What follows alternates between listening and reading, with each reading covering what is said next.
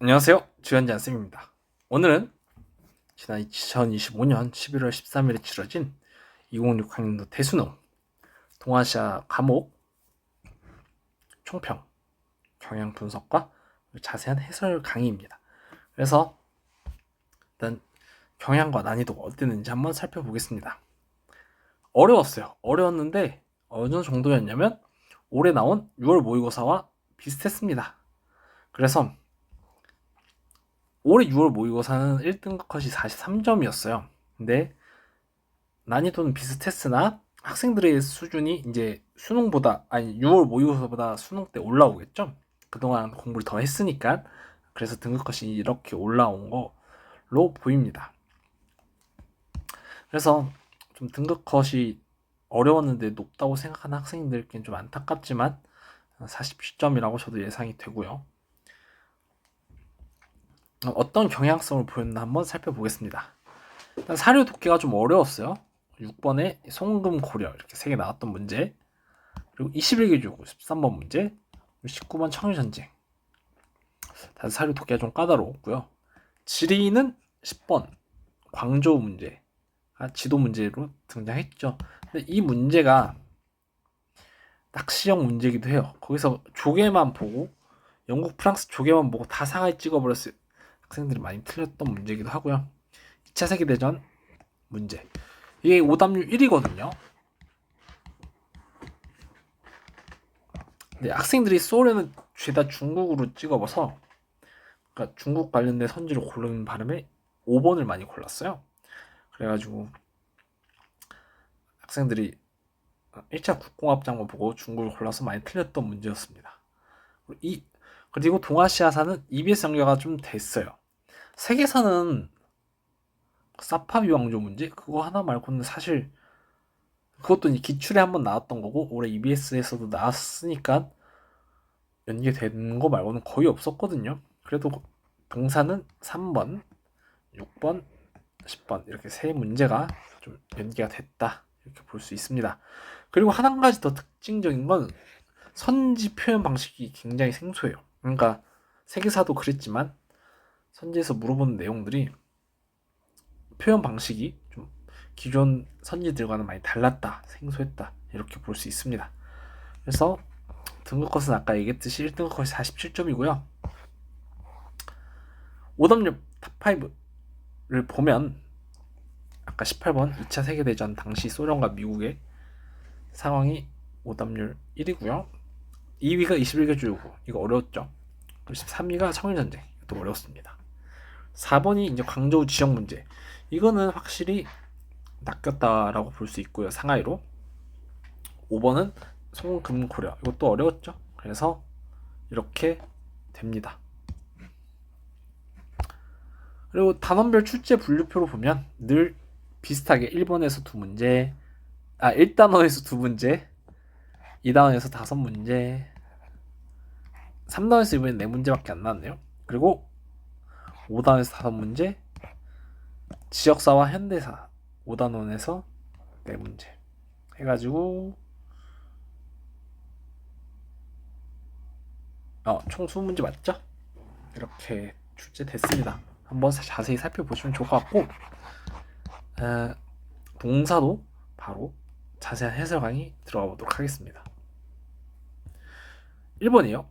밑줄 친 이 지역을 지도해서 이렇게 고른 것은 토우랑 조몬토기 이 두 개 그림 보고선 이게 일본인 걸 알 수 있죠? 정답 5번입니다. 1번 틀리지 말자고요. 2번 밑줄 친 이 국가에 대한 설명을 옳은 것은, 여기 보면 이 국가가 동서로 분열된 이후에 서쪽 지방을 근거지로 삼은 나라가 북주를 개국했대. 북위가 동위 서위로 나뉘잖아요.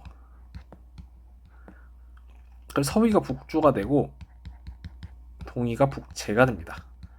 그래서 이 상황을 물어보는 것 같아요. 서위가 북주가 되는 상황. 그래서 이 상황까지 알아둡시다. 아시겠죠? 그래서 이 국가는 북이고요. 북위는 남조의 송제, 양까지 이 세 나라랑 대립을 합니다. 아시겠죠? 알아두면 좋을 것 같고, 그러니까 기존에는 송하고만 대립한다라고만 등장했어요. 이 표현 역시 처음 등장합니다. 그래서 생소한 선지들도 많이 등장했다 이렇게 볼 수 있고요. 백제 멸망시킨 건 나당 연합군이죠. 대도로 수도로 삼은 건 원나라고요. 다이카게스는 야마토 정권 때, 남북조 혼란을 수습한 건 중국에선 수나라, 일본에선 무로마치 막부입니다. 이렇게 정리하면 될 것 같아요.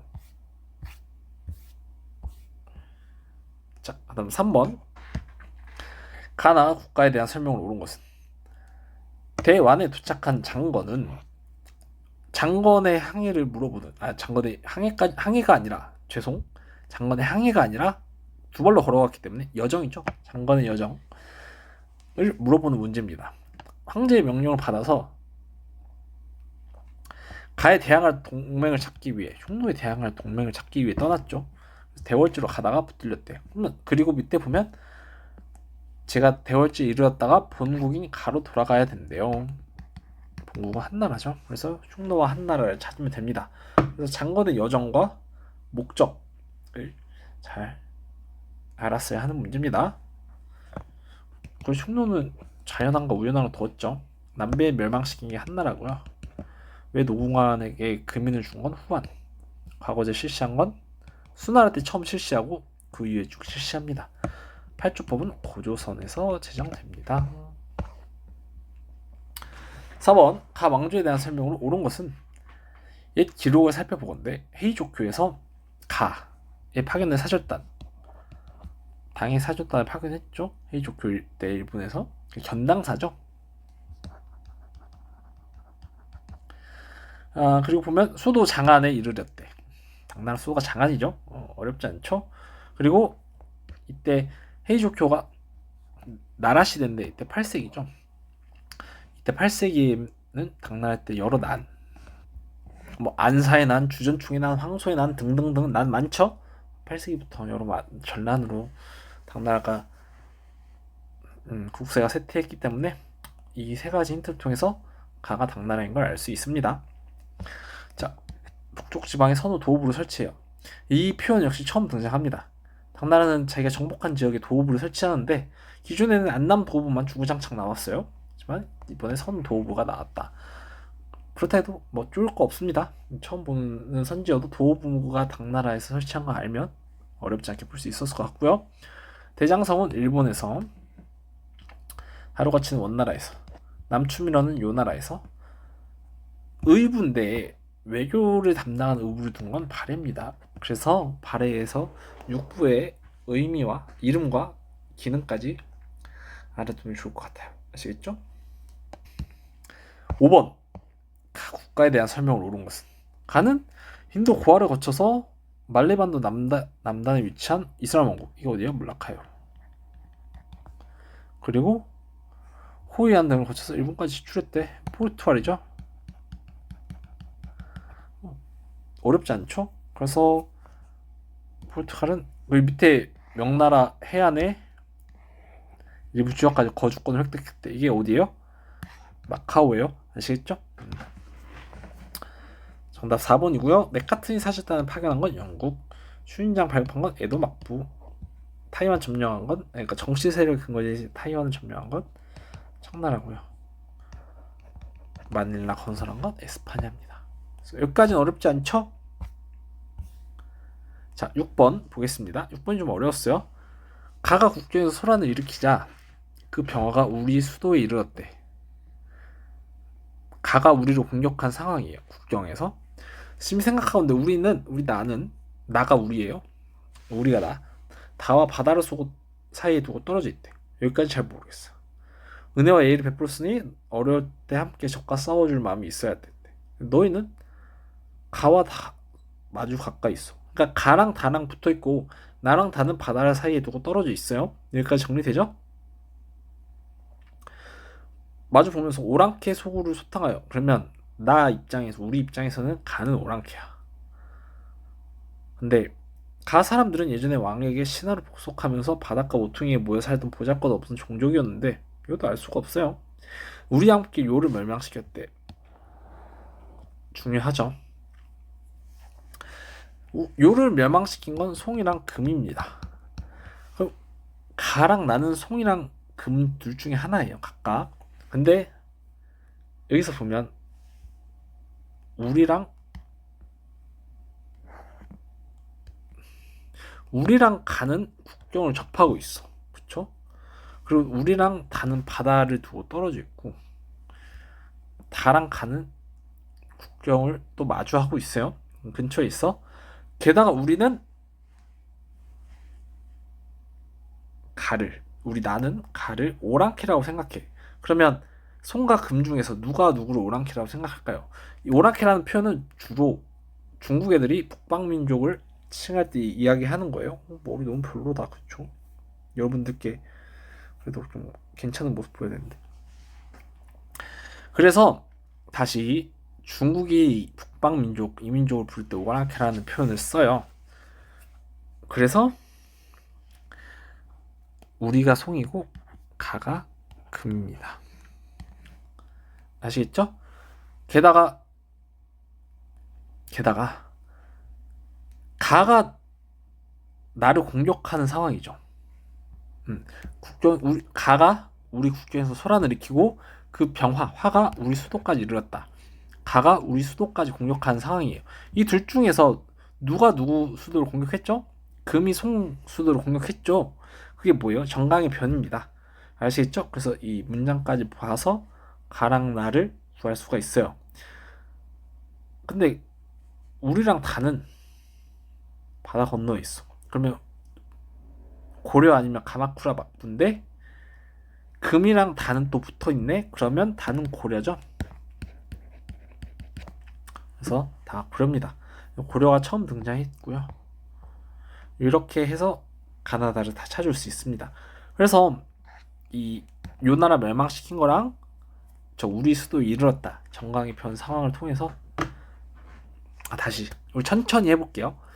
거란을 멸망시켰다 해서 송이랑 금인 걸 알 수 있어. 누가? 가랑 나가. 근데 가가 국경에서 소란을 일으켰고 가가 먼저 공격을 한 거죠. 그리고 가가 나의 수도까지 공격을 했어. 그러면 금과 송 중에 누가 누구 수도를 공격했는지를 찾을 수 있죠. 금이 송의 수도까지 공격을 해요. 그게 정강의 변이에요.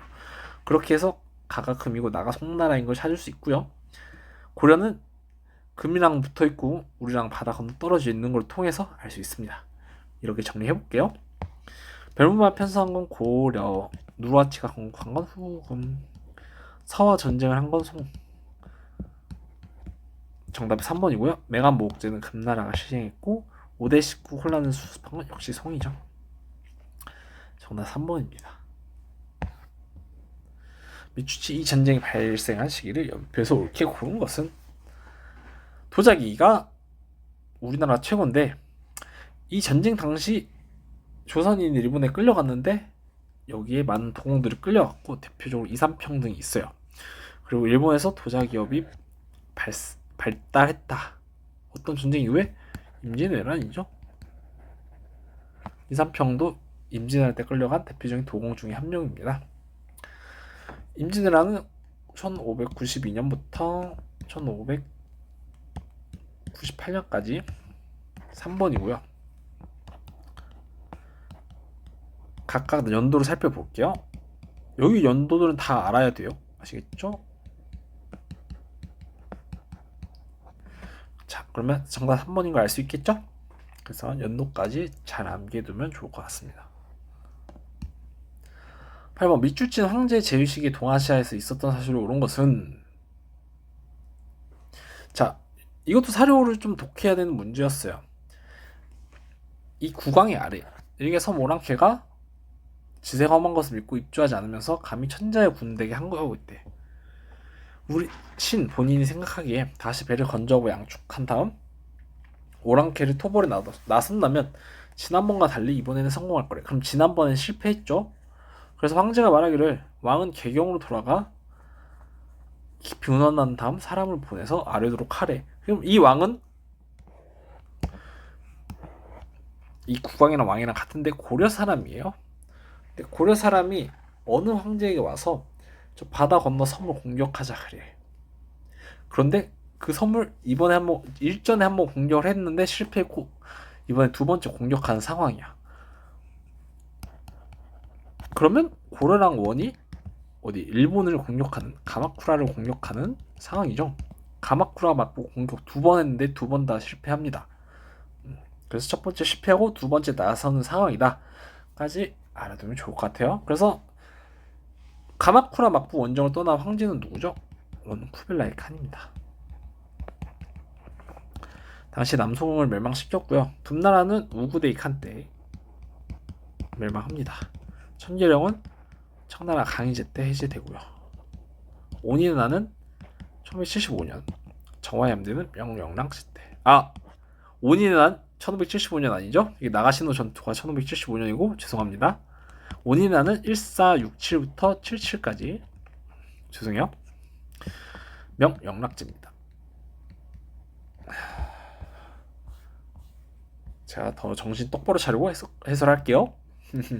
9번 가막부식이 동아시아에서 있었던 사실을 옳지 않은 것은 이건 서민문화 파트죠.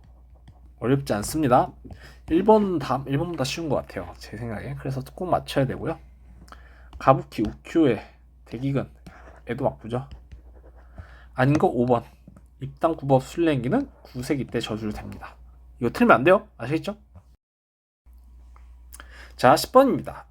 미추치 이 도시를 지도에서 옳게 고른 것은 19세기 후반 이 도시의 모습이래요. 여기 중간에 보면 서양 상인을 감독하고 무역을 전담한 상인 조합이 이 도시에서 활동했대. 서양 상인을 감독하고 서양과의 무역을 전담한 상인 조합이 공행이에요. 공행은 어디에 설치돼요? 광저우에 설치됩니다. 그래서 밑에 이 영국, 프랑스 조개만 보고서 상하이 고르면 안 돼요. 아시겠죠? 광저우 위치는 2번이에요. 여러분 이거 지도에서 지역 고르는 거 계속 나와요. 수능 때 작년에도 계양장 고르는 거 나왔고 재작년에도 마카오 고르는 거 나왔어요. 그러니까 지도 연습도 꼭 해야 됩니다. 동사는 아시겠죠? 이거 뭐 처음 등장한 것처럼 그러지 마. 그건 아닌 것 같아. 다만 이게 낚이게 하는 게 좀 문제인 거지. 문제는 이 지도 고르는 거는 그동안 계속 수능에서 등장했기 때문에 전혀 문제될 거 없어요. 여러분들이 그거는 공부하셨어야 돼. 아시겠죠? 여기서 광저우 골라놓고 몰라서 못 찍는 게 제일 잘못된 거야. 알겠죠? 자, 11번 가나 왕조 시기 동아시아에서 있었던 사실로 옳은 것은 자, 농민 반란군 연경이 어디예요? 베이징이죠? 이거 알아야 됩니다. 연경을 점령하니 누가 멸망해? 명나라가 멸망하죠. 이 소식이 전해지자 한인 무장들이 어디에 항복해? 청나라에 항복합니다. 그리고 청나라는 이 투항한 한인 무장들 덕분에 연경으로 진격해서 나머지 농민군 몰아내고 청나라 수도를 연경, 베이징으로 옮기죠.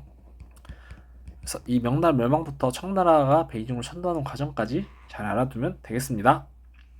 3번의 나는 청나라에서 이분 바투타는 원나라 때 여행을 했고요. 이것도 처음 나오죠. 그러니까 처음 등장한 선지가 굉장히 많아요. 광해군이 폐위된 건 조선이고요. 히데요시가 사망한 건 일본 센고쿠 시대입니다. 청나라 때 청나라의 송타이지가 조선의 군신 관계를 요구하죠. 정답 5번입니다. 자, 12번. 네, 양지를 실천하여 안돼 힘써 공부하라고 가르치는 것은 근본이 있는 학문이 돼. 등등등등. 알기만 하고 실천하지 않는 건 잘못됐대. 지와 행이 어떻게 아는 것과 행동이 어떻게 나누어질 수 있겠는가? 그러면서 지와 행이 나누어지지 않고 일치해낸다. 지행 하나 합일이란 의미겠죠. 그리고 성증리설을 비판해. 성증리설은 어디서 나온 거예요? 성리학에서 나온 거죠. 성리학을 비판한다. 양명학입니다. 그래서 양명학은 마음이 곧 원리라는 심정리를 강조하죠. 해치신서 간행을 계기로 확산한 것 나나이고요. 중생구제는 불교에서 강조합니다. 양국경식과 적자 생존의 원리는 사회 진화론. 그러니까 사회 진화론 선지도 처음 등장한 것 같아요. 고려말 신진사습의 사상적 기반이 된 건 성리학입니다. 그래서 양명학의 특징까지 잘 정리해 봅시다. 자, 13번 어려웠던 문제죠. 한번 보겠습니다. 신흥열강인 동그라미와 네모가 충돌했대. 그러니까 이 문제에서 내가 첫 번째로 한 거는 뭐냐면 이 동그라미랑 네모까지 찾는 걸 먼저 했어요. 전쟁이 경과하면서 유럽의 채무국이던 땡땡 동그라미가 일약 착공이 되자 경제가 천하를 능가했대. 일단 그럼 유럽에서 전쟁하고 있는 걸 알고 있겠죠? 알 수 있겠죠? 그리고 동그라미가 그 유럽에서의 전쟁으로 크게 성장했어, 경제가. 그에 따라 동아시아에서 동그라미와 네모가 충돌해 이 야심이 남보다 큰 동그라미는 문호 개방과 기회 균등을 요구하며 열강의 세력권 분배를 타파를 해. 이거 어디에서 나오는 문장이냐면 이게 워싱턴 회의에서 나오는 문장이에요. 기회 균등이 어디에 기회 균등이냐면 중국 이권 쟁탈이 기회 균등이야. 그러니까 중국을 일본 너네만 갖는 게 아니라 우리 서양 세력들도 똑같이 좀 나눠 갖자. 이게 워싱턴 회의의 기회 균등의 목적입니다. 그래서 이 동그라미가 미국이에요. 그래서 미국이 1차 세계대전 당시에 전쟁으로 경제가 많이 성장했죠. 이거 교과서에는 없는 내용인데 그래도 역사적 배경을 알아두면 좋고 몰랐다 해도 이 문호 개방과 기회 균등을 통해서 어쨌든 동그라미가 미국인 걸 알았어야 됩니다. 이 워싱턴 회의를 왜 열었냐면 그러면 즉 이런 상황이 일어난 원인 워싱턴 회의를 개최한 원인은 열강이 전쟁 중에 있어. 네모네모가 동아시아 시장을 거의 독점했어. 그리고 중국에게 뭐를 조인했어? 동아시아 시장 독점한 건 누구예요? 일본이죠. 일단 한국이랑 만주까지 차지했죠. 만주는 좀 이따 차지하지만 한반도까지 차지하고 중국 시장까지 차지를 해요. 뭐 리순조차도 하고 요동까지 일단 진출을 했으니 그게 1차 세계대전 당시 일본이 그랬고 그 다음에 일본이 1차 세계대전 당시 중국에 뭐를 강요해? 21개조 요구를 강조해요. 그래서 이 문제는 동그라미랑 네모를 먼저 찾고 그다음에 워싱턴 회의를 통해서 워싱턴 회의의 배경이 뭔가 일본이 중국에게 21개조 요구를 제출했다. 그로 중국을 일본이 독점하게 되는 걸 방지하기 위해서 미국이 워싱턴 회의를 개최했다. 이 흐름까지 알고 있어야 하는 문제였습니다. 아시겠죠? 이거 굉장히 어려웠어요. 잘 정리해둡시다. 타이완 일본에 할양된 건 시모노세키 조야고요. 닉슨 대아시아 정책 발표에 영향을 받은 건 이거는 뭐예요? 이게 닉슨 독트린이에요? 닉슨 독트린은 베트남 전쟁 뭐 장기화랑 반전 운동 이런 게 닉슨 독트린에 영향을 줍니다. 군비 축소한 게 워싱턴 회의고요. 일본의 산둥반도 이권을 승인을 명시한 건 파리 강화 회의입니다. 그리고 일본이 21개조 요구에서 리순 달행 조차 기한을 연장해요. 그래서 21개조 요구의 내용까지 전부 알아야 되고 알아야 합니다. 아시겠죠? 그래서 이번 13번까지 잘 정리해 두세요. 아시겠죠? 14번 미주지 정부가 실시한 정책으로 옳은 것만은 보기에서 옳은 것은 보면 징병제를 비롯한 여러 근대화 정책을 실시했고요. 또 태양력 도입까지 했어요. 그럼 어디까죠? 어디죠? 메이지 정부예요. 메이지 정부는 자유민권 운동 탄압하고 소학교 의무 교육까지 실시합니다. 교육이국 조선은 조선에서 반포했고요. 흠정업고 대강은 청나라에서 반포했죠. 정답 5번 알아두면 좋을 것 같고요. 가조약 니가타를 개항했대. 니가타가 개항된 조약은 뭐예요? 미일 수호통상 조약이요.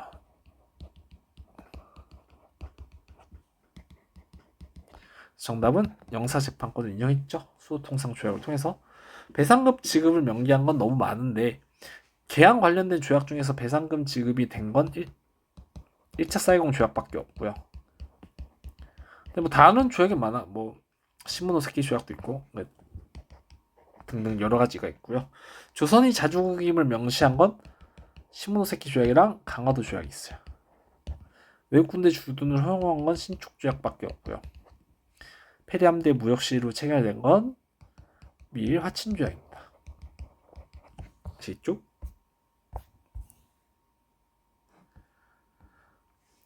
가 사건이 전개된 당시에 있었던 사실을 옳은 것은 마오쩌둥을 추종하며 활동했던 땡땡병, 딱 봐도 홍위병이죠. 그런 모습을 묘사하고 있대. 대약지 운동 실패로 마오쩌둥이 정치적 위상을 재영립하고 주사파를 축적하기 위해 추진됐대. 이게 뭐예요? 문화 대혁명이에요. 67년부터 17년까지. 아니, 쏘리. 66년부터 76년까지 1년 더 했네요. 문화 대혁명이 실시됐죠. 베트남 광국 55년, 중일 공동성명 52년. 쏘리. 정신 차리겠습니다. 중일 공동성명 72년, 밑에가 52년이죠. 일화 평화조약이. 유신치제가 72년. 그래서 정답은 4번. 가나에 대한 설명을 옳은 것은 연합국은 일본의 전쟁 책임을 묻기 위해 도쿄 재판을 열어서 도조 히데키 등 A급 전범을 처벌했어요. 근데 이후에 미국의 주도로 체결되면서 연합국과 일본 간 전쟁 상태가 공식적으로 종료됐대요. 이게 뭐예요? 샌프란시스코 강화 조약입니다. 국제연합이 창설되게 된 계기는 2차 세계대전이고요. 연합국 최고사령부가 설치된 배경은 일본이 2차 세계대전을 졌기 때문입니다. 6.25 전쟁 중에 체결된 게 샌프란시스코 강화 조약이고요. 경찰 예비대 창설의 원인이 된 건 6.25 전쟁이에요. 신헌법 제정에 영향을 끼친 건 이것도 2차 세계대전 일본이 졌기 때문이에요. 자, 그렇게 알면 될 것 같습니다. 자, 18번 제일 많이 들었던 문제죠. 하나씩 보겠습니다. 간화국가에 대한 설명을 옳은 것만을 보기에서 있는 대로 보는 것은 자, 조소왕이 외무부장으로 있어요. 근데 임시정부를 대신해요. 조소왕이 편지를 쓴 건데 조소왕이 임시정부에 있을 때가 언제야? 충칭 임시정부예요. 우리 동사에서는 안 나오지만 충칭 임시정부 구분하진 않지만 한국사 배웠으면 이 정도는 압시다. 아시겠죠? 다 필수로 하잖아요. 조소왕이 외무부장, 조소왕이 있었던 임시정부는 충칭 임시정부고 이때 가의 훌륭한 저항 정신에 깊이 감탄한대요. 각각께서 잘 알고 계시듯이 일전에 임시 대총통을 지낸 중산 누군지 몰라요. 나도 몰라. 넘어가요. 누가 임시 대총통을 지냈는데 이때 공산당과의 협력을 지원했대. 누가? 가가.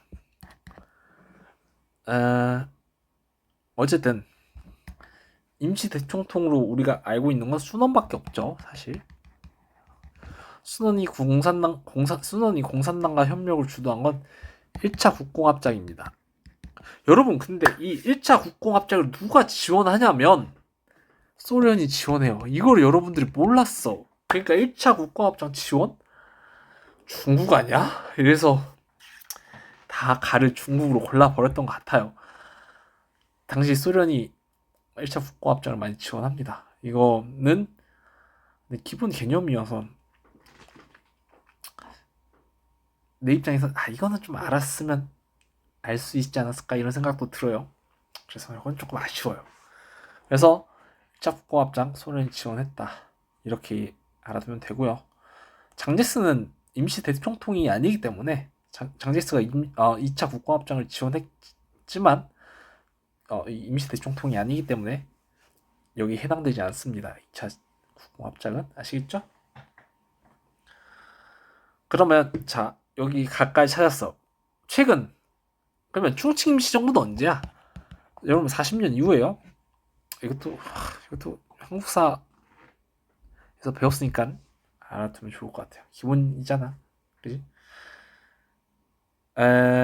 40년 이후인데 지금 폭력배 국가가 정박 중이던 나의 함대를 갑작스럽게 공격했어요. 이거 언제일까요? 이 진주만 기습의 상황이죠. 폭력배 국가는 일본이고 나가 미국입니다. 그래서 진주만 기습의 상황을 풀어 쓴 상황이에요. 가다 찾았고요. 정답 미은입니다. 이거는 중국이고요. 카이로 회담에 미, 영, 중이 참전해. 그러니까 학생들이 가 중국인 거 보고 다 죄다 5번 골라버렸어요. 너무 마음이 아파. 그러니까 우리 개념을 좀 더 꼼꼼하게 공부해야 되는 걸 이제서 깨달았죠. 그러니까 1차 국공합작, 뭐 순원, 공산당, 그리고 1924년 이것만 알고 있다가 다 틀려버리는 상황이 됐습니다.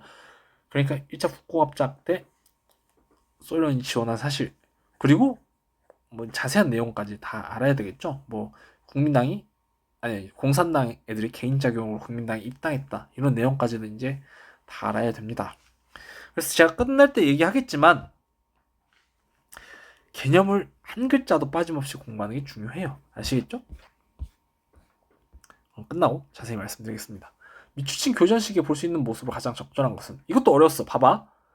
독일 외무부 장관이 독일 외무부 장관과 땡땡 외교관이 회담을 나눈대. 귀국. 땡땡 외교관은 그럼 귀국 출신이에요. 귀국이 리순을 강제 점령했대. 리순을 강제 점령한 거에서 일단 냄새가 나죠. 우선. 그러면 이 귀국은, 땡땡 외교관이 있는 귀국은 리순을 어떻게 점령했냐면 평화 조건으로 이 일대를 차지했어. 이거 언제예요? 시모노세키 상황이죠. 시모노세키 강화 조약으로 리순을 차지했어요. 그럼 귀국, 이 땡땡은 일본이고. 그러면 이렇게 차지를 했어. 일전에, 자 여러분, 근데 이거 문제 읽을 때 귀국은 상대방 국가를 의미하는 거 알죠? 독일 입장에서 귀국이 땡땡이고 일본 입장에서 귀국은 독일이에요. 그러니까 내가 설명을 잘못했다. 이거 귀국이라고 하지 말고 그냥 땡땡이라고 하겠습니다. 다시 처음부터. 독일이랑 이 땡땡 외교관 국가랑 회담을 나눠. 이 귀국은 독일 입장에서 귀국은 땡땡 외교관이 있는 국가인데 얘네가 리순을 강제로 점령했어. 어쨌든 그래서 우리가 땡땡 외교관이 있는 국가가 평화 조약으로 리순을 차지했어. 언제야? 시모노세키 강화 조약으로 리순을 할양한 상황이에요. 그래서 일본 입장에서 귀국은 독일이니까 독일은 교전 중에 우리에 대한 일관된 지지를 해줬대. 이번에도 지지를 해달라. 독일을 보면 본국은 작년 가을 이래 귀국에 대한 충분한 지지를 표했고 유럽 국가들의 간섭 기도를 타파했대. 지금 유럽 국가들이 간섭한 상황이에요. 작년부터. 근데 작년까지는 독일이 도와줬어. 근데 이제 일본이 그거에 대해서 어떠한 보상도 하지 않으니까 우리 본국 독일도 유럽 국가들과 공동으로 움직이겠대. 유럽 국가들이랑 같이 일본을 간섭하겠다. 이게 언제예요? 삼국 간섭의 상황이에요. 알겠죠? 이것까지 파악이 됐죠? 그러면 어떤 교전으로 시모노세키 조약을 차지해? 청일전쟁입니다. 그래서 정답이 5번이에요. 학생분들이 1번을 많이 골랐어. 이거를 왜 의화단이라고 봤을까? 그냥 독일이랑 뭐 일본이랑 어떻게 8국 연합국으로 이렇게 어떻게 해서 의화단을 봤을까? 어쨌든 요거는 정답 5번입니다. 의화단이고요. 가나카달 전투는 2차 세계대전이죠. 동해전에서 격파당한 발탄대는 러일 전쟁 때고요. 장쩌린 폭사 사건은 국민혁명 때, 북벌 때 있었습니다. 웨이하이가 이제 청일전쟁 때죠. 그래서 정답 5번이에요. 그래서 이것도 사료해서 잘 연습해두면 좋을 것 같아요. 기억 니은 시기 사이 있었던 사실로 옳은 것은 중국 동샤오핑 집권 이후의 개혁 개방 정책은 1978년이고요. 베트남에서 최신은 도이모의 정책 1986년. 정답 1번이에요. 5.18 민주화운동은 1980년이고요. 천수임에는 2000년, 중국이 WTO 가입한 거 2001년, 55년 체제 붕괴던 93년, 파리평화협정은 73년. 정답 1번입니다. 자, 이렇게 해서 전문항 해설 마무리했고요. 이 강의는 제가 시작할 때 동사는 얘기를 안 드렸는데 이 강의는 어차피 지난 수험생들은 안 보겠죠? 놀기 바쁠 테니까. 이제 2027학년도 수능을 준비하는 새로운 수험생들이 볼 것 같아요. 근데 지금 11월 16일인데 지금 볼 것 같진 않고 뭐 보통 고3들은 한다 해도 재수생들은 12월, 1월 이때쯤부터 시작해서 2월에까지 많이 들어오니까 그때 많이 볼 것 같아요. 중요한 건 2027학년 수능은 더 어려워질 거예요. 올해보다. 왜 어렵냐?